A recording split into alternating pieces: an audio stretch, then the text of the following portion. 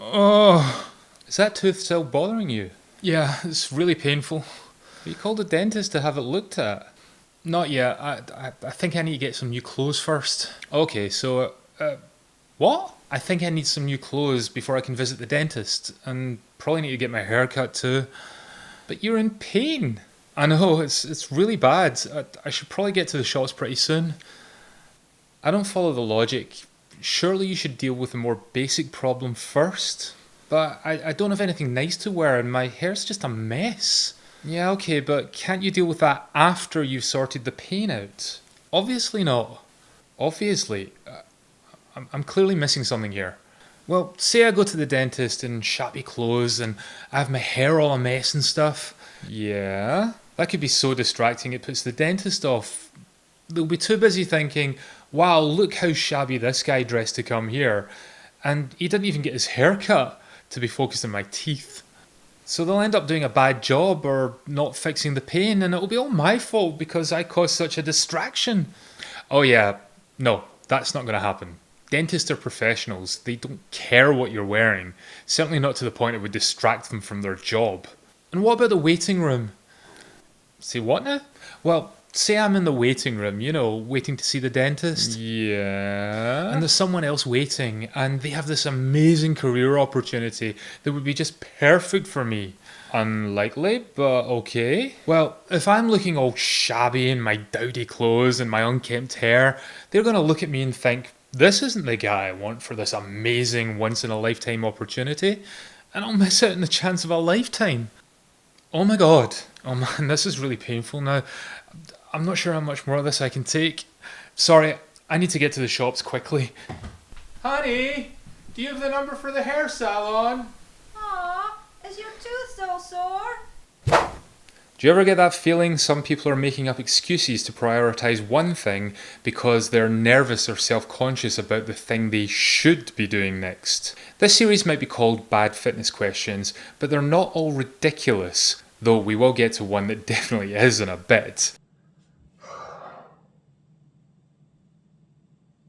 This week's primary question, though, has a genuine place, and it's not as cut and dry as that opening scene implied, though in some cases it is exactly that. The question being, should you lose weight before lifting weights? As ever, I'm going to break this down for you and look to clarify if this is a valid question that will serve you well, or if it's being used purely as a means of deflection. Whatever the case, I'll provide an answer for each scenario, and along the way you should discover which route is best for you, some risks worthy of note and assessment, but ultimately leaving you in a positive mindset about what to do next. So, let's go.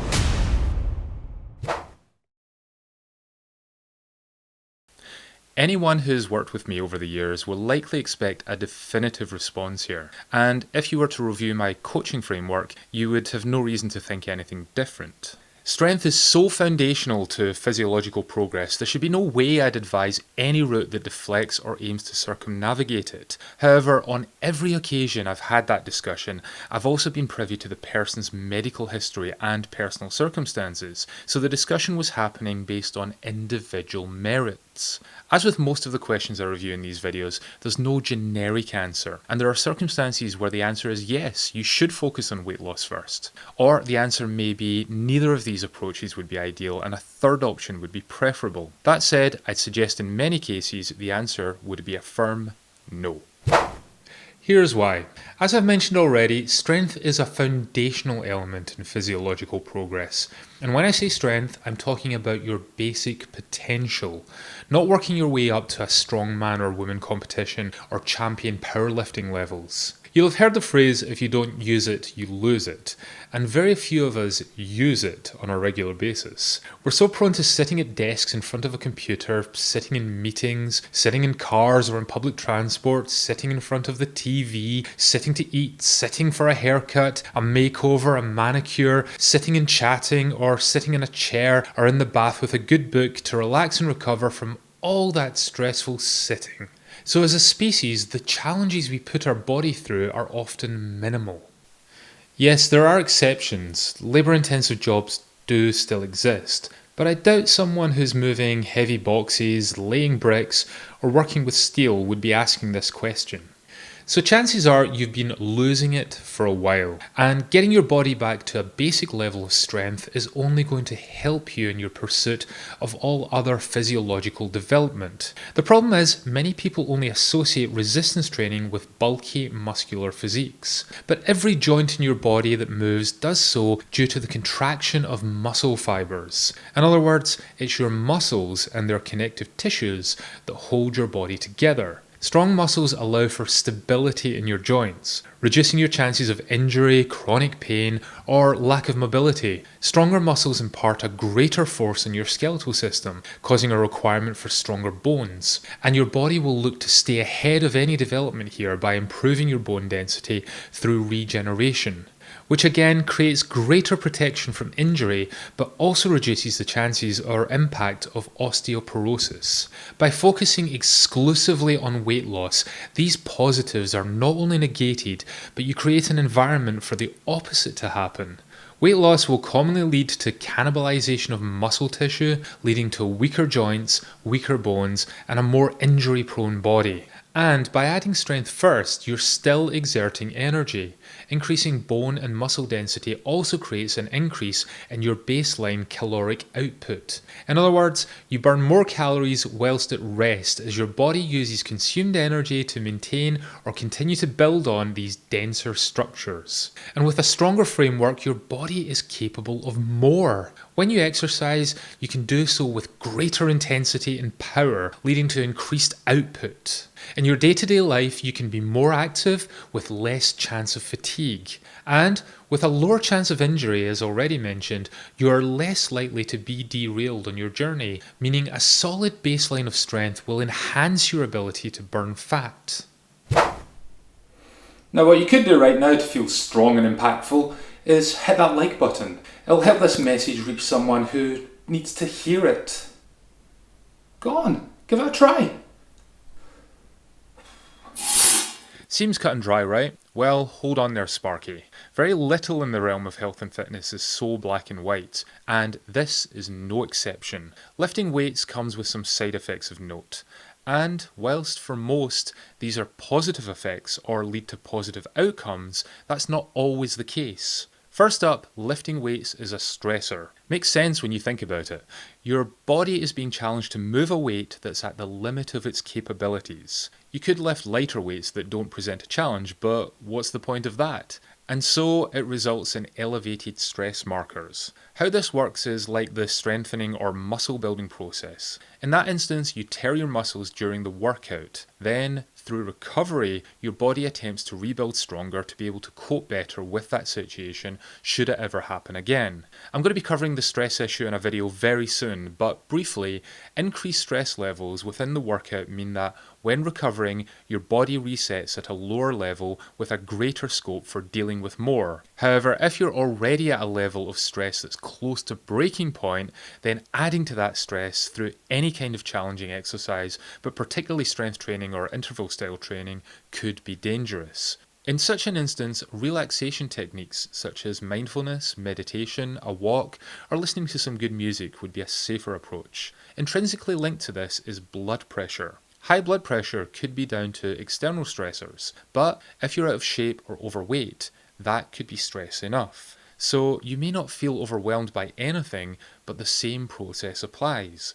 Resistance training can be extremely useful in helping lower your blood pressure over time, but again, if you're currently skirting with dangerously high levels, it could be the thing that pushes you over the edge. Therefore, if you're considering weightlifting, I'd strongly suggest checking your blood pressure first, just to be sure. Another issue worth considering is range of movement. It's all very well saying squats are key or deadlifts are king, but if your body is currently incapable of the movement pattern required to perform the lift correctly, then going ahead with it regardless is only going to cause problems. And if the reason for your limitations is there's just too much of you getting in the way, then clearly focusing on fat burning through other means is a better route to take. If, however, the issues are imbalances or the structural integrity of your joints and tendons, then that's where your focus would be best served. Though that does not exclude resistance training altogether. It simply sidelines the affected movements and associated exercises whilst you work on key areas. For example, If you have severely tight hamstrings to a level that a barbell squat is now a risky proposition, that doesn't stop you working on strengthening your upper body or core muscles, nor does it prevent you working on more isolated lower body movements. In fact, these may be necessary in correcting the imbalances you have now highlighted. Which brings us to the third route I mentioned earlier. The way this question's phrased suggests there are only two choices available. Start lifting weights, or put all your focus on weight loss first. But hopefully it's becoming clear that there's more complexity at play here than this binary view. Consider those mobility issues we've been discussing. Depending on the severity of the issue or the quantity of issues, it may be that this becomes the key area of concern. If you're limited by movement, then the movement you intend to include in either your pursuit of weight loss, which would ideally include an increased level of energy expenditure, or through lifting weights, is going to be compromised. At best, your return on investment of your time and energy will be poor. Injury is a likely outcome, which is going to put all your progress on hold, and permanent damage is a possibility. Think of it this way. If you are looking to fix up a car, it may be that you want to add a more powerful engine, improve the downforce, and give it a new paint job to improve the speed, grip, and look. These are big elements and make logical sense, but if the wheels are out of alignment and you do these things, you're just going to cause serious damage more quickly. If there's one takeaway here, it's to fix your most fundamental issues first. For many, strength is a fundamental shortcoming and is something that would warrant attention. But if there are areas that require attention in order to allow strength training to be optimized, then focus there is going to be more beneficial in the long run. That doesn't mean you can't do anything with regards improving your strength until that area is dealt with. It simply means that is where your focus would be best placed, with strength training tempered to suit your current capabilities or used aptly as part of the focused corrections. As a final point of note, I must put in my customary reminder to consider your why. Why do you want to include weightlifting in the first place? It is, after all, a tool, not a life goal. So, what did you hope to achieve? Did someone tell you that you should? If so, what personal target is it helping you achieve? Did you read somewhere that it was good for fat burning? Yes, it could be a useful tool, but not if the risks involved are high or your ability to optimize the process is compromised. Perhaps you get injured a lot and you want to strengthen up to avoid pain. Then clearly going ahead without assessing the individual components covered here could make matters worse. Perhaps not right away, after all you'd be careful, right? But in the long run. In the end, as with all things health and fitness related, there is a balance to be struck. Asking generic questions out of context becomes a lottery. You might randomly pull the optimal answer for your situation, but it will be purely by accident, and it's more likely to lead you down the wrong path. By taking time to assess your situation, considering what you hope to achieve, then reviewing the restrictions in your path to success before dealing with them in a hierarchical way, starting with the most foundational as your focus and working your way up, success is much more likely, and more crucially, frustrations, diversions, and disappointments will be less frequent. So yes, strength is a foundational element, and if you're looking for reasons to avoid it because it could be uncomfortable, then that's the thing you should address. Because in this situation, as with the sketch at the start of this video, your question is one of avoidance. There are instances, though less common, where avoidance, for now at least, is in your best interests. But only through personal assessment, reflection and honesty will you find your truth.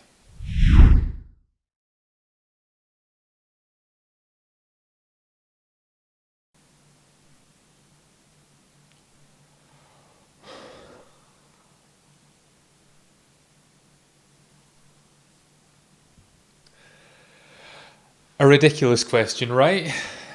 I think the most surprising thing about this is not that someone has thought it, but that it has been posted publicly.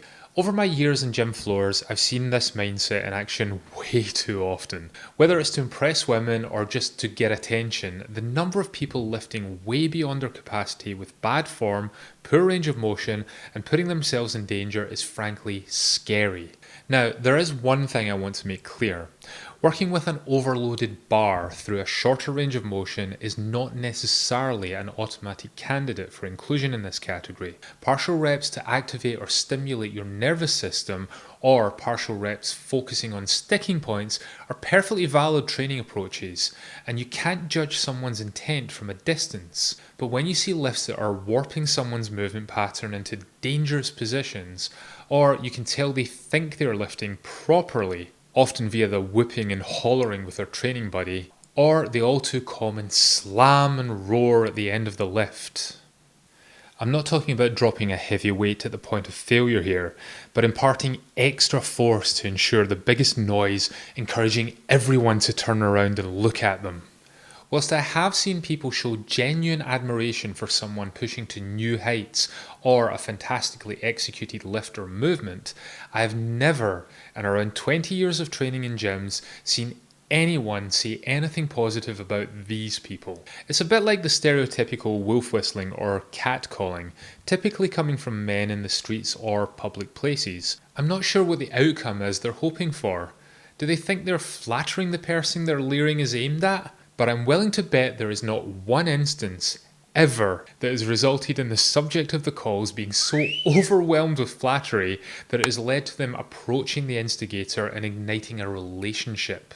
Similarly, I don't think anyone who's had this approach of overstretching themselves in the gym has ever received an increased standing in anyone's mind, let alone garnered their attraction. To be honest, most people training in gyms are so focused on themselves, they barely pay attention to anyone else. Which is why anyone feeling self-conscious about going to a gym for the first time are usually overhyping their concerns. But for those looking to attract respect or positive attention from others, spend more time focusing on self-improvement to lift your energy, mood, and self-image. In other words, focus more on being a better version of yourself. That way you've more of a chance of making a positive impact on those around you. You can't force people to like you or be interested in you. What you can do though is become more likable and interesting, and in this case, less of a prat.